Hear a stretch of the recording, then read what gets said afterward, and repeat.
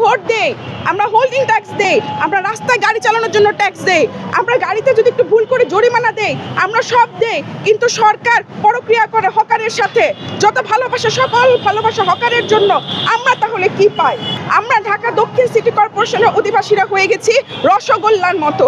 আমাদেরকে রাজনৈতিক দলগুলো আসে এবং চুষি চুষি রসগুলো মাছির মতো খেয়ে যায় এবং জীবাণুগুলো সব আমাদেরকে দিয়ে বুড়িগঙ্গার পানিতে ফেলে দিয়ে যায়। আমি নিজেই এবার মেয়র পদে দাঁড়াবো, কারণ আমার প্রবলেম আমাকেই সলভ করতে হবে। জায়গা থেকে হকারকে উচ্ছেদ করে দিন, নয়তো আমরা 26 লাখ মানুষ আছি ঢাকা দক্ষিণের ভোটার, সবাই কিন্তু মেয়র পদে দাঁড়ায় যাব।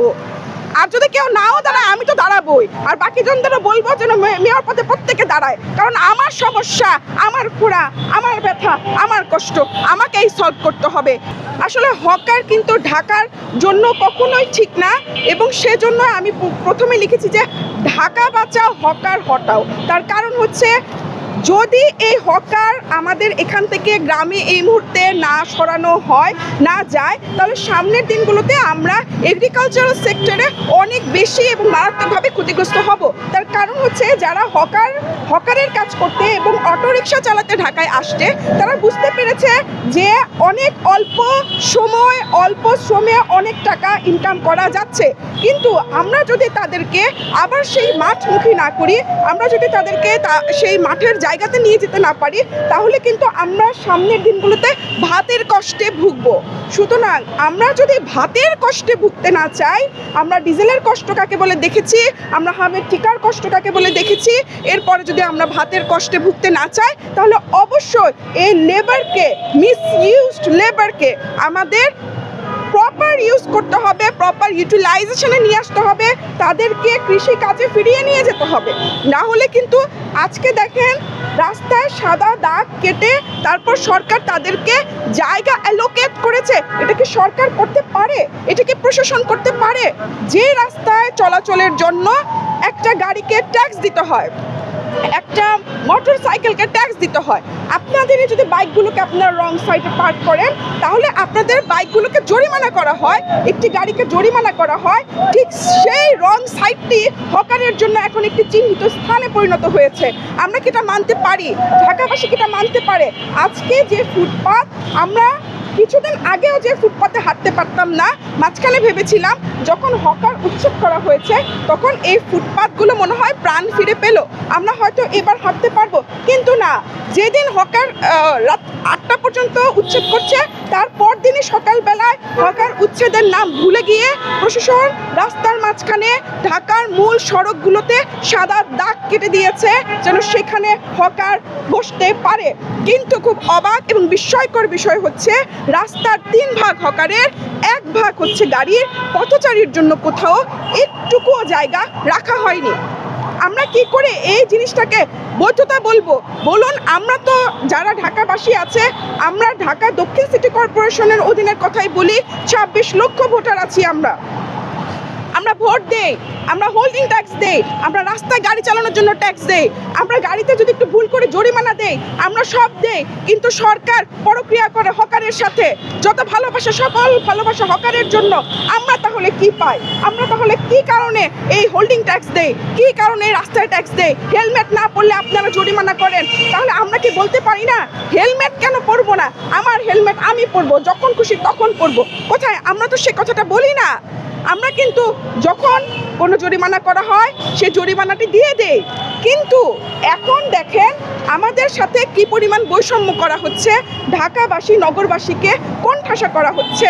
বাংলাদেশে এ পর্যন্ত যখন যে রাজনৈতিক দল এসেছে, আমাদের ঢাকার দক্ষিণের যেখানে হচ্ছে সদরঘাট রয়েছে, ঢাকার মুখে প্রবেশ করার দরজা সদরঘাট দিয়ে ঢাকায় মানুষ ঢুকে, এই দক্ষিণের এই পুরো জনবল এবং জনপদটাকে সব সময় সরকার তিরস্কার করেছে, আমাদের জন্য কিছুই করে নাই। আপনি দেখেন সদরঘাটে আপনি শান্তিতে হাঁটতে পারবেন না।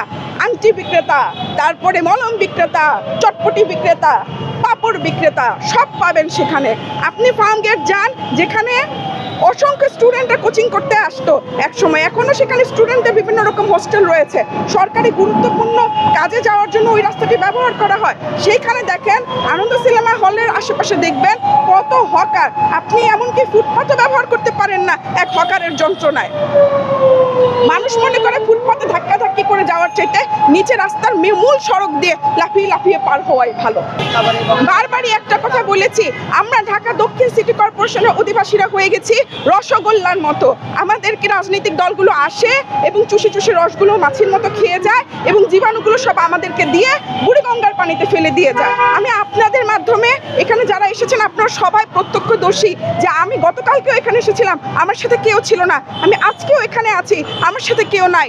দল মত নির্বিশেষে আমি আপনাদের মাধ্যমে আমি পুরো ঢাকাবাসীকে জানাতে চাই, যেহেতু আমরা বৈষম্যের শিকার হচ্ছি, যেহেতু কোনো রাজনৈতিক দল আমাদের পক্ষে থাকছে না, যেহেতু কোনো রাজনৈতিক দল আমাদের ঢাকা দক্ষিণের আমরা যারা আছি আমাদেরকে কোনো সাপোর্ট দিচ্ছে না, আমাদের ব্যবহার করা রাস্তাকে তারা হচ্ছে যারা ভোটার নয় এদিকের, যারা এদিকের অধিবাসী নয় তাদেরকে দাগ কেটে কেটে দিয়ে দিচ্ছে। সেজন্য বলছি আমি নিজেই এবার মেয়র পদে দাঁড়াবো, কারণ আমার প্রবলেম আমাকেই সলভ করতে হবে। আমার প্রবলেমের রাস্তায় দাঁড়িয়ে দাঁড়িয়ে বলার মতো অবস্থায় নেই। আমরা ফেসবুকে স্ট্যাটাস দিচ্ছি, মানুষ পড়ছে, ভুলে যাচ্ছে। সেজন্য আমি নিজেই সোহানী শিফা এবার সিদ্ধান্ত নিয়েছি আমাকেই ভোটে দাঁড়াইতে হবে, আমি এবার মেয়র ভোট করব।